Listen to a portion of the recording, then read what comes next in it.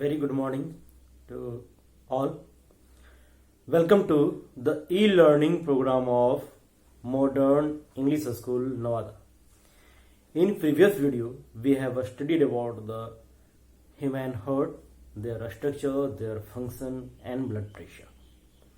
Today, a very short topic, the lymphatic system or the lymph circulatory system we will study. Here we will learn about the lymph vessel and lymph node. These three are the components of lymphatic system or lymph circulatory system. जैसे blood circulatory system में blood था, blood vessels था और heart था, वैसे ही lymphatic system या lymph circulatory system में लिम्फ वेसल और लिम्फ नोड, इन तीन का स्टडी करेंगे. That first we have to know what is the lymph, where does it form, how does it form and what is the function of lymph. then blood vessels क्या होता है और lymph node का function क्या है. इतना सब कुछ हम लोग को समझेंगे आज के इस वीडियो में. lymph is similar to the blood. lymph blood के जैसा ही होता है except RBC, platelets and some blood proteins. यानी कि जैसा कंपोजिशन ब्लड प्लाज्मा का है, लगभग वैसा ही कंपोजिशन लिम्फ का भी होता है. ब्लड में तीन तरह के सेल पाए जाते हैं, आरबीसी, डब्ल्यूबीसी और platelets, but lymph contain only lymphocytes. It does not contain RBC and platelets. क्यों ऐसा होता है ये समझेंगे हम लोग तब जब ये पता चले कि लिम्फ बनता कहां पे और बनता कैसे है. ठीक है, तो वो समझने के लिए हम लोग आते हैं अपने ब्लड वेसल्स की ओर. We have three types of blood vessels, artery, vein and capillaries. Artery divides to form arteriole and arteriole finally divides to form capillaries. Divides मतलब ब्रांचेज आउट. तो आर्टरी ब्रांच आउट होकर के arteriole बनाता है, arteriole और ज्यादा fine branching में convert होकर के कैपिलरीज बनाता है, blood capillaries. Blood capillaries are made up of squamous epithelial tissues. अब आर्टरी में चूंकि प्रेशर ज्यादा होता है ना, तो आर्ट्रियोल, फिर नेक्स्ट आ गया कैपिलरीज, तो प्रेशर तो इन सभी जगहों पे ज्यादा होगा ही होगा. अब चूंकि कैपिलरीज ये स्क्वामस एपिथेलियल टिश्यू के एक ही लेयर का यानी कि सिंपल स्क्वामस एपिथेलियल टिश्यू का बना हुआ है, तो इस कारण थीन मेम्ब्रेन होने के कारण और ब्लड प्रेशर ज्यादा होने के कारण ब्लड का जो लिक्विड पार्ट है यानी कि ब्लड प्लाज्मा वो फोर्सली बाहर निकाल दिया जाता है, बाहर निकल जाता है ना. कहां पे होता है ये काम? तो ब्लड कैपिलरीज जहां पे पाया जाएगा. Blood capillaries is present at tissue level, tissues के पास, है ना. तो उस टिश्यूज के पास में ब्लड कैपिलरीज होते हैं और उसी ब्लड कैपिलरीज से ब्लड का लिक्विड पार्ट यानी कि ब्लड प्लाज्मा बाहर निकल जाता है. जब वो बाहर निकल रहा है तो आरबीसी और प्लेटलेट्स चूंकि इनका शेप फिक्स है तो ये बाहर नहीं निकल पाते. बट डब्ल्यूबीसी या लिम्फोसाइट का बात करें तो वो लिम्फोसाइट अमीबॉइड शेप का यानी कि इरेगुलर शेप का होने के कारण वो भी स्क्वीज आउट होकर के बाहर निकल जाते हैं. So those lymphocytes are present in lymph, है ना. अब ये बाहर निकल गया, उसमें लिम्फोसाइट भी प्रेजेंट है. दोनों कारण समझ में आया. यानी कि बन कहां पे रहा है lymph? The lymph is formed at tissue level through blood capillaries. Blood capillaries के द्वारा ये बनाया जा रहा है. ठीक है. अब बनने के बाद उसका फंक्शन क्या है, क्या रोल है उसका? ठीक है, तो हर एक सेल तक ब्लड वेसल्स नहीं पहुंच सकते, लेकिन हर एक सेल तक water, nutrient, respiratory gases, other important substances, useful substances must have to be transported. तो जहां तक ब्लड कैपिलरीज नहीं जाता उन सारे सेल्स तक डिफरेंट यूजफुल मटेरियल को ट्रांसपोर्ट करने का काम लिम्फ करता है. उन सेल में भी कुछ वेस्ट प्रोडक्ट प्रोड्यूस हो रहा होगा.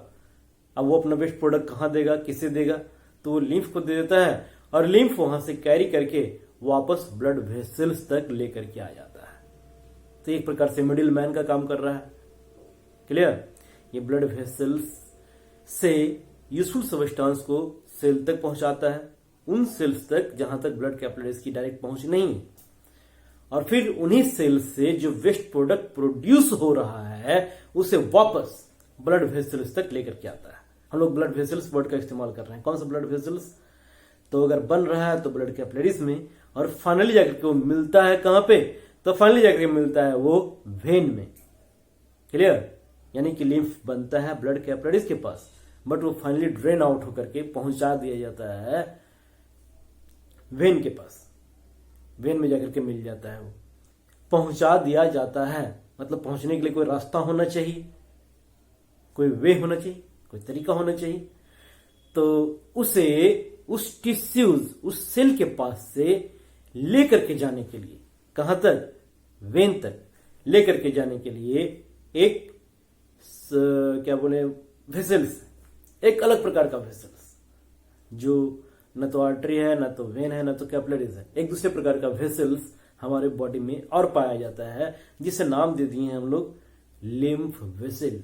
उस लिम्फ वेसल में भी थोड़ी थोड़ी दूरी पे वाल्व लगे हुए होते हैं, जैसे कि हमारे वेन में होता है, ताकि लिम्फ के बैक फ्लो को रोका जा सके। Got it?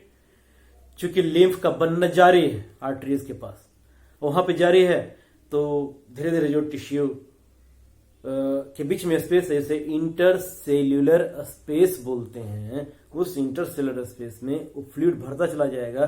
तो भरने के बाद कहीं तो उसका निकास होना चाहिए, कहीं तो उसका एग्जिट होना चाहिए।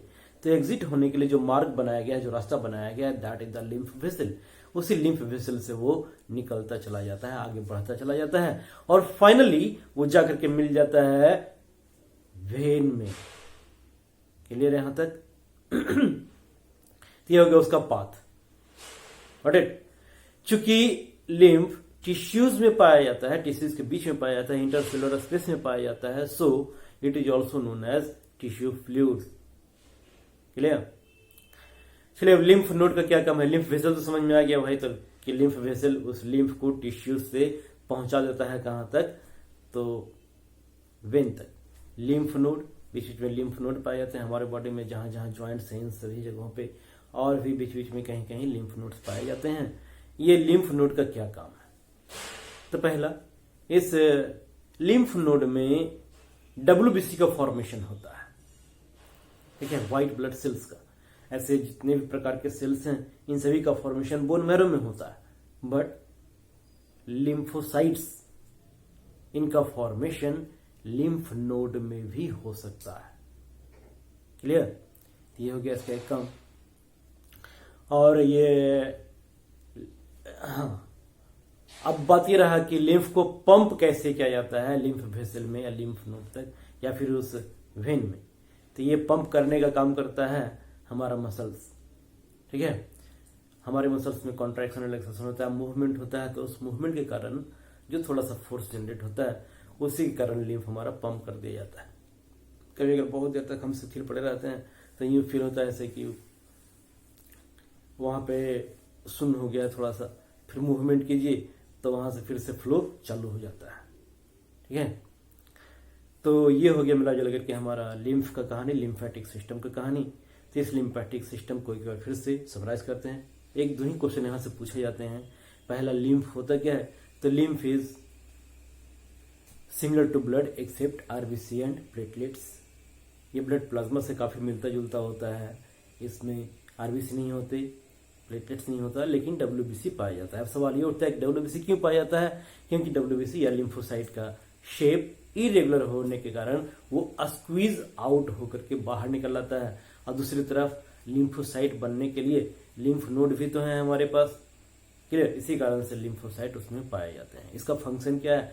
इसका फंक्शन होता है यूजफुल सब्सटेंसेस को हर एक सेल तक पहुंचाना, खास करके उन सेल तक जहां तक ब्लड कैपिलरीज नहीं पहुंच पाते, और दूसरा वहां से वेस्ट प्रोडक्ट को निकाल करके पहुंचा देना ब्लड वेसल्स तक। उन सेल्स से वेस्ट प्रोडक्ट को निकालने का काम करता है जहां तक ब्लड कैपिलरीज नहीं पहुंच पाते, क्लियर। कुछ लार्जर प्रोटीन ऐसे होते हैं जो कैरी किया जाता है लिम्फ के थ्रू, ठीक है। फैट कैरी किया जाता है लिम्फ के थ्रू। प्रोटेक्शन भी इसका काम है, क्योंकि अगर सिर्फ ब्लड वेसल्स के अंदर ही डब्ल्यूबीसी पाया जाता तो हमारा ब्लड वेसल्स ही प्रोटेक्टेड होता।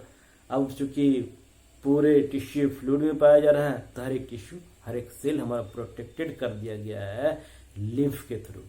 तो these are the function of lymph. Clear? तो इतना ही कुछ हम लोग को पढ़ना था लिम्फेटिक सिस्टम में। तो एक बार देख लेते हैं कि हम लोग पूरे ट्रांसपोर्टेशन में अभी तक क्या क्या पढ़े हैं। तो इस ट्रांसपोर्टेशन टॉपिक में हम लोग ट्रांसपोर्टेशन को डिफाइन किए, ट्रांसपोर्टेशन होता क्यों है, ये यूजफुल और वेस्ट प्रोडक्ट को ट्रांसपोर्ट करने के लिए होता है। ट्रांसपोर्टेशन सिस्टम मल्टी सेलर में ही होता है, यूनिसेलर में ट्रांसपोर्टेशन सिस्टम नहीं होता है, क्योंकि यूनिसेलर को जो भी लेना होता है, जो भी देना होता है, वो डायरेक्टली अपने एनवायरमेंट के थ्रू एक्सचेंज कर लेता है with the help of their cell membrane. Plant में हम लोग देखें कि यूजफुल मटेरियल है, उसका वाटर मिनरल, उसका ट्रांसपोर्टेशन, फूड उसका ट्रांसपोर्टेशन, वेस्ट प्रोडक्ट का ट्रांसपोर्टेशन नहीं होता because they lack the excretory system. इसके बाद हम लोग आए थे एनिमल में बात करते हैं ह्यूमन बींग का। ह्यूमन में ट्रांसपोर्टेशन सिस्टम में ब्लड और लिम्फ, दो प्रकार के सर्कुलेटरी सिस्टम का बात किए थे हम लोग। अगर हम लोग ह्यूमन सर्कुलेटरी सिस्टम में देखें तो ब्लड सर्कुलेटरी सिस्टम, इसमें हम लोग ब्लड के बारे में चर्चा किए थे, ब्लड वेसल्स के बारे में चर्चा किए थे। तो ब्लड का फंक्शन, ब्लड वेसल्स का डिफरेंस यानी कि आर्टरी और वेन का डिफरेंस, ये सभी इंपॉर्टेंट क्वेश्चंस आते हैं यहाँ से। इसके बाद human heart, model of heart आपको समझाए थे, मॉडल ऑफ हार्ट के थ्रू हम लोग हार्ट का फंक्शनिंग समझे थे। इसके बाद ह्यूमन हार्ट का स्ट्रक्चर, ह्यूमन हार्ट का फंक्शन, हर चीज इंपॉर्टेंट। फिर हम लोग ब्लड प्रेशर का बात किए थे। ब्लड प्रेशर मेजर किया जाता है एक इंस्ट्रूमेंट के थ्रू, स्फेग्मोमैनोमीटर। चूंकि ये नाम थोड़ा सा बड़ा है तो ये पूछा जाता है। नॉर्मल ब्लड प्रेशर हम लोग को जानना चाहिए, ठीक है। इसके बाद आज हम लोग देखें लिम्फेटिक सिस्टम या लिम्फ सर्कुलेटरी सिस्टम। लिम्फ से जो क्वेश्चन पूछा जाता है, what is the lymph and what are its function, यही दो सवाल यहाँ से पूछे जाते हैं। तो these are the important topics, important questions answer of the chapter transportation. Clear? Hope you have enjoyed the video, you have learned or you understood. Clear? आप समझ चुके होंगे।